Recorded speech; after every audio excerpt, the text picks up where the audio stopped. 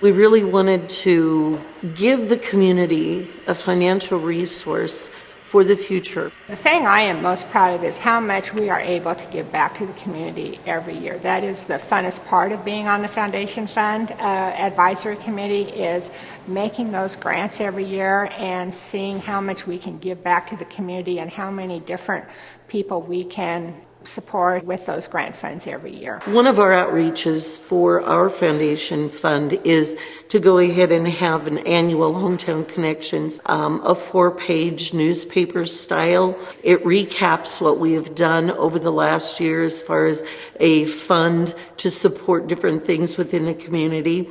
One of the things we are most pleased to do with this is allow community projects that are currently in process to use some of the pages to promote their cause.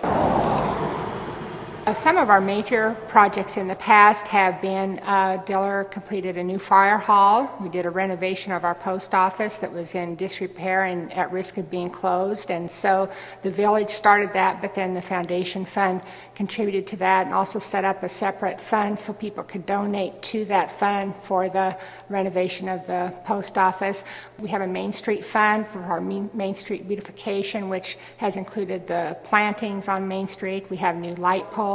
We have flags put out on all holidays, and then of course there's the small mini park on Main Street too. There's a little mini park, we call it. It's a soldier or military park, and I've been taking care of that for about 7-8 years. So that's been probably the one thing that I've done that I'm glad or proud of being able to give back to the town. I think we see groups working together in the community, the church groups, and there's clubs, there's various clubs that are there, there's 4-H clubs, and there's things, but you see youth and adults working together, and that to me is great. One of the focuses of our Foundation Fund is to focus on our youth, to encourage them to consider returning back to the community. Not only have we been fortunate to build a successful fund both in general and then with the endowment, but we've also been able to change the mindset of the community.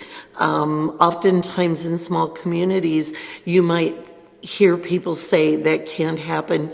There's no way it can happen. There's not the money. There's not the manpower.